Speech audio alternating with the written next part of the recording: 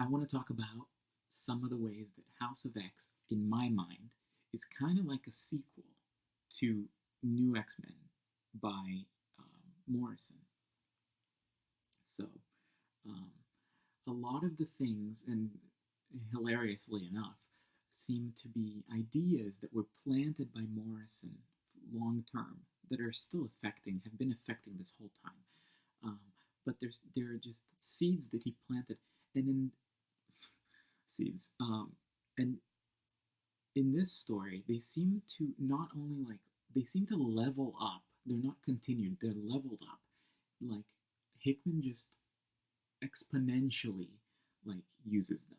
So, I mean, first of all, the first one that comes to mind is that Morrison mentioned that within a few generations, he actually said like 20 years or something. He said a specific time period.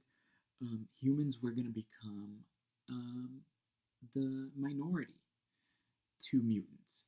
Remember, Genosha was like a bustling country full of 16 million or whatever mutants.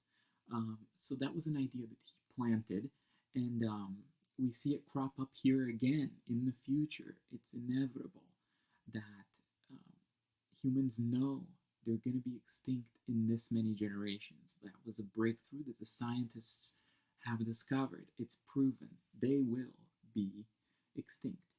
Um, and so he like kind of brought that back. And what he did with it is that he used it for that future timeline to just like up the ante. Um, so it was nice to see that again. I love Morrison's X Men. And all right, the second thing, I know some people are not a fan of this. Feel free to skip. But um, so we all know that New X Men introduced the love triangle: Emma, Jean, and Cyclops. And so here's how I interpret that. Morrison was playing with what is a mutant relationship, and why did he do that? Because when you have telepathy in the universe, the lines are blurred in all sorts of things: personal space, just everything, definition of self. Um, so information is just takes on a different meaning, and so he cleverly he made it so it's like if you have sex with someone in your head, like is that imagination? Is that a thought crime like 1984? Um, if I think of having sex with someone, that's not a violation. It's in my head. So what makes that different from what Emma and Cyclops did? And so it introduced mutant sex into the scene, something that we've never seen before, which was really cool. Um, but so what Hickman did is he exponentially up the ante, and so it seems like there's lots of hints of polygamy here in House of X. Um, Mutants are much more liberated. It makes sense. It's a different culture, and when you're telepaths, it's kind of like when they were walking around naked. What's that to a mutant? They're just so beyond what we exist as, and the nudity. It comes back to that Adam and Eve story where they lost their innocence, and so that's these are human fables. Mutants don't have to preoccupy themselves with shame of Eve, you know. So that's just a cool idea. I'm on board for this. So it's kind of like Hickman has said it himself. He's here to challenge what the definition of a mutant relationship is, and I think that's what Morrison was kind of doing at the end of the day. It, he was challenging what relationship means to a telepath. Um, but anyway, um, the resurrections. That's also an idea that I trace back to New X Men, because do you remember that Cassandra Nova, she Xavier's mind was removed from his body, and Jean Grey took it using Cerebro and stored it um, in her own mind. And so that introduced where there's two people in one body. So why can't you, if you find a different body, why can't you put that mind in there? So minds are transferable. That's what we learned, and they're able to be stored in Cerebro. So Jean Grey knew this in New X-Men. So this is not new information. We've known this. It's just that it happened once on a small scale, and now it's being replicated like in a macro scale. And this is just like awe-inspiring. Just like how many million mutants this is gonna happen to, and it happened that once with Jean Grey and Xavier. But yeah, I thought that was cool. It's another idea that's coming from New X-Men. So another idea was coming out to the world. If you remember, they came out. It was kind of like a PR thing. They came out to the world as mutants, and they were like, we were a school as well. And how that ties into it, now Hickman is saying, what if the whole country, like they have a whole society, and they have to play that PR game. Of course, PR in a massive scale is like politics. So they're playing politics, which I adore because of the council. That's such an interesting idea to me. So that's exciting.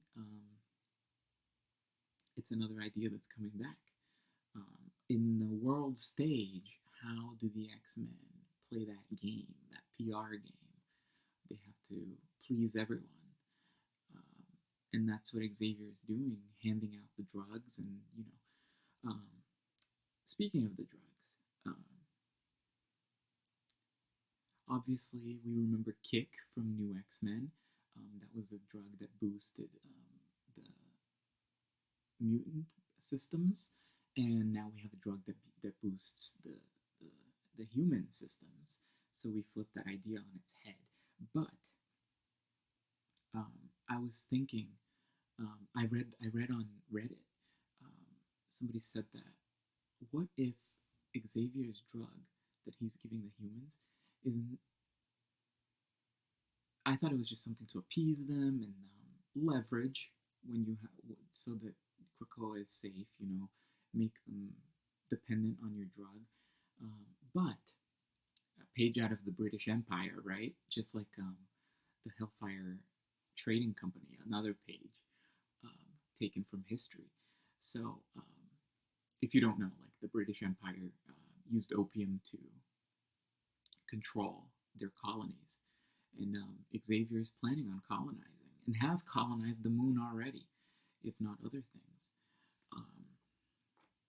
And so that drug on Reddit, somebody suggested that it's not only the things I have just listed, but perhaps knowing that humans are gonna become Homo novissima in the future. Maybe this drug is a way to like prevent, well, not maybe, for sure, this is a way to prevent that, because humans did that so that they buy more time, is the quote. And this drug that Xavier has devised is also buying more time for the humans. So it's kind of like, so you don't turn to the machines, let me extend my hand to you. So that's how that is interpreted. But it's also kind of a seed that was planted in New X-Men, or at least like a story device. And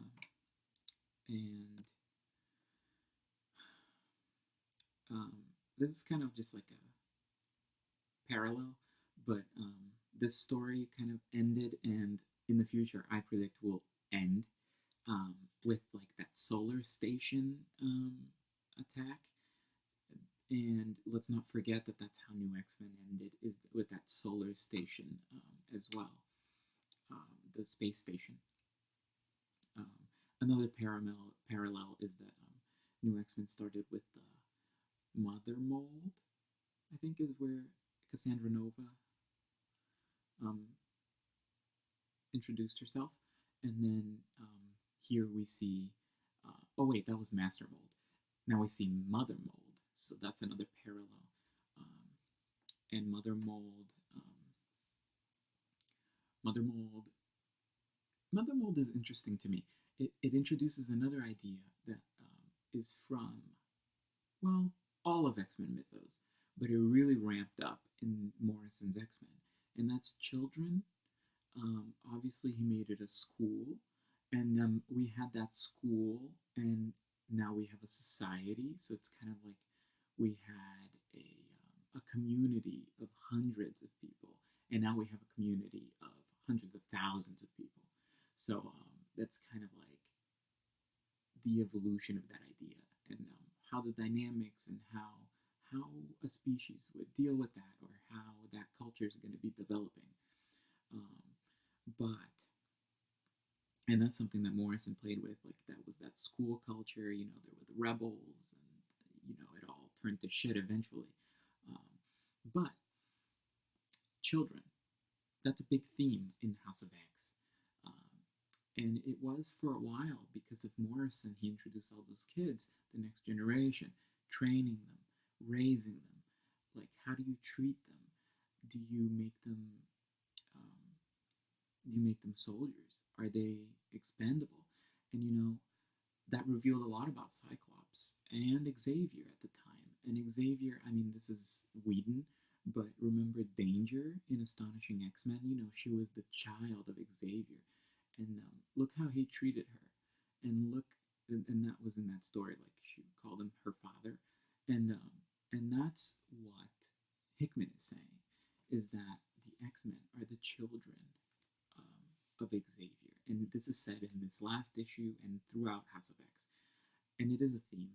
And it's kind of like, it harkens back to that religious theme that he keeps playing with God is the father, and like how he treats his children. And sometimes it's a stern upbringing. And look how Xavier has used Cyclops in this very event. He kills him, he sacrifices him. And Xavier, one of the most important quotes in this, I said in the other video, is Xavier says that there will be sacrifices. We will have to make hard choices. And one of them was a pact with Sinister. And he's sacrificed some of his ethics, as he always does. But he is the father. He's sacrificing Cyclops and Jean Grey for this mission. And what else will he sacrifice? He said this. What are going to be the costs? It may be our lives.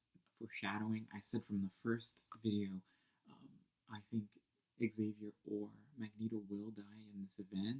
Or, I mean, in this like story, which is like it's going to span years. But I do believe that they will perish. But and they've said this themselves in this issue, Powers of X #6. But that theme, and it reminds me of also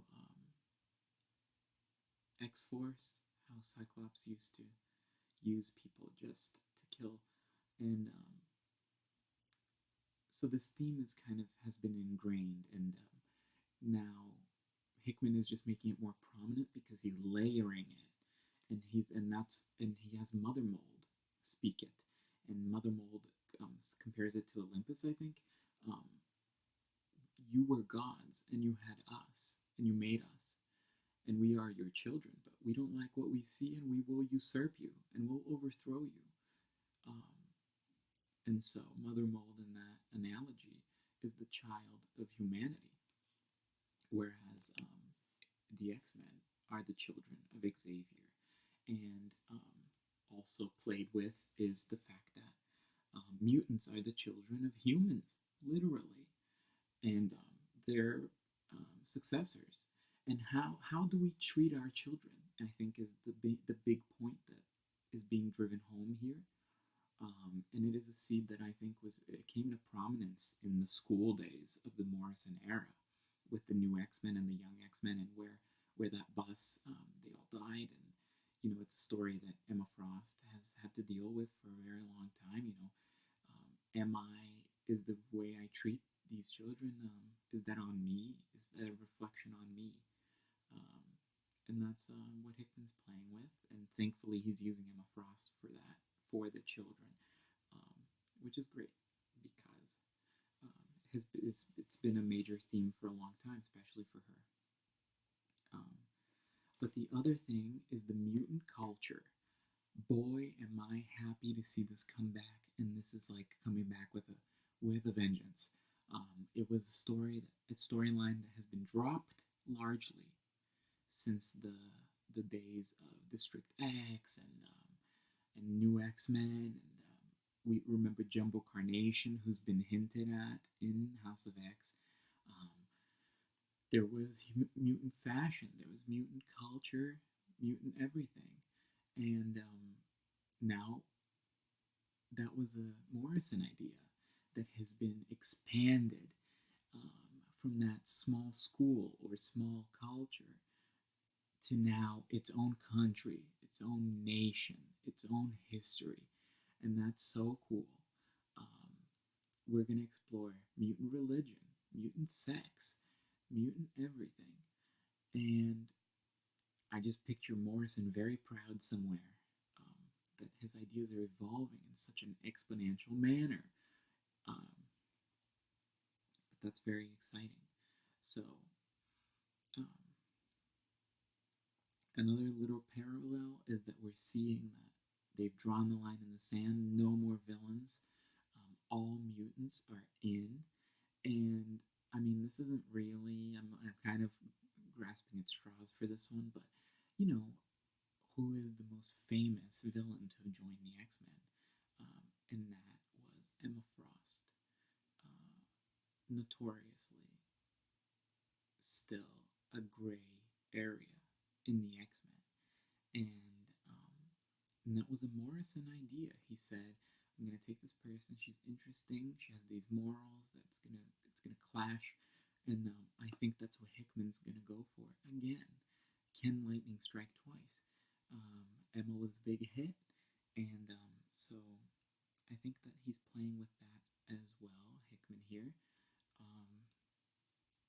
The reformed villain role.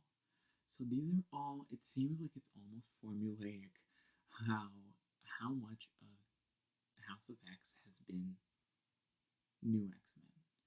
But that's what makes it great. It's just, it makes it seem like it's been ramping up all this time. And let's not forget the major point from New X-Men is that it was all fallout from a genocide. All those millions of mutants died on that island of Genosha.